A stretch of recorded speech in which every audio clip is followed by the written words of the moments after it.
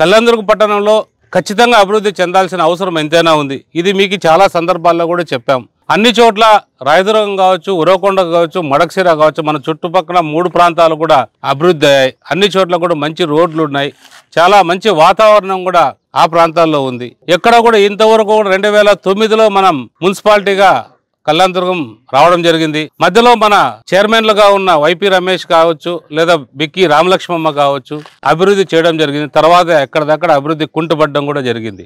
అందులో భాగంగా మరి కూడా మన అభివృద్ధి బాటలో నడవాలనే సంకల్పంతో, ప్రజల సహకారంతో, ముఖ్యంగా చాలామంది ప్రజలు కూడా చాలామంది స్వచ్ఛందంగా ఇప్పుడు అభివృద్ధి ఏదైతే వైడనింగ్ ప్రాంతాల్లో పోతున్నాయో వాళ్ళ స్థలాలు స్వచ్ఛందంగా ఇవ్వడం కూడా జరిగింది. చాలా సంతోషం. ఎందుకంటే వాళ్ళకు తెలుసు అభివృద్ధి చెందితే ఏ విధంగా ఉంటుంది.